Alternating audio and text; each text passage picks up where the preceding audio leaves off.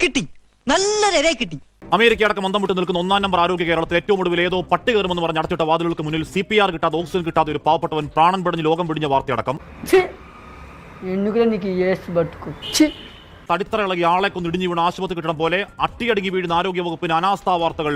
രോഷപ്പെട്ടും വേദനിച്ചും പൊട്ടിത്തെറിച്ചും പറഞ്ഞങ്ങ് മടുക്കലാണ്. ഞങ്ങൾ അസ്വസ്ഥരാണ്.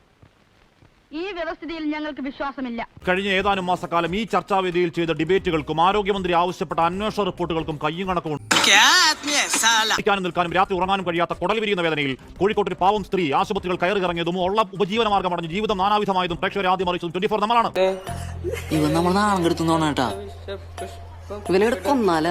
ഒരു നിയോഗം പോലെ ഇന്നലെ രാത്രി 9 മണിക്കാണ് പ്രിയപ്പെട്ട അശ്വിൻ പാലാഴി അതേപോലെ ഒരു അമ്മയുടെ വയറ്റിൽ 5 ആണ്ടുകാലം കത്രിയുടെ പഴുപ്പും ചോരയും വേദനാവർഷങ്ങൾ പറഞ്ഞിട്ട് അയ്യോ പടച്ചോനെ എന്ന് നമ്മൾ ആരെങ്കിലും ഞെട്ടിയോ? ഇല്ല.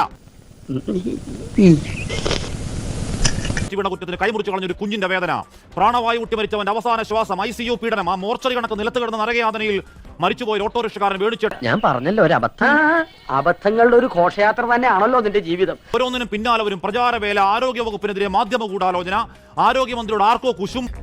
അതൊന്നും എനിക്കറിയാൻ മേല. ഇങ്ങനെ എന്തെങ്കിലുമൊക്കെ പറയുമ്പോഴേ എന്റെ മനസ്സിനൊരു സന്തോഷം ഉണ്ടാവുള്ളൂ. ഞാൻ എന്റെ സന്തോഷം നോക്കിയാ പോരെ. അധികാരത്തോട് പൂണ്ടടക്കം കെട്ടിപ്പിടിച്ച് വാലാട്ടി നിൽക്കുന്ന PR ജേണകളുടെ നാണം കെട്ട വൈറ്റ് വാഷിംഗ് വായാട്ട് വീണ്ടും വീണ്ടും കണ്ടും കേട്ടും മരവിച്ചവരാണ് നമ്മൾ ആരോഗ്യ കേരളത്തിന്റെ ന്യൂ നോർമൽ. പണ്ടാണ് തന്നുണ്ടായിരുന്ന കമ്പും കോലും കത്രികയൊക്കെ ഇപ്പോഴും ഉണ്ടെന്നാണ് വാർത്താ സമ്മേളന തള്ള്. പിന്നെ ആ ചേച്ചിയുടെ വയറ്റിലെ കത്രിക ജന്മനാ സ്വയംഭുവായതാണ് സാറേ.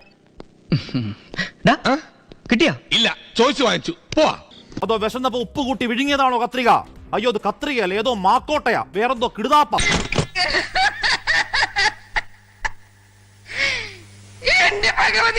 50 വർഷം അകത്തിരുന്നാലും ഒരു കുഴപ്പമില്ലടോ എന്നൊരു ഡോക്ടർ നാമധാരി പറയലാണ്.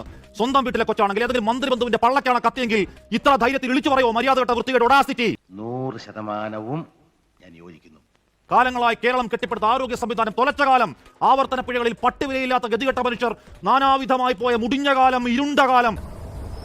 കണ്ടറിയണം കോശി, നിനക്കെന്താ സംഭവിക്കാതെ.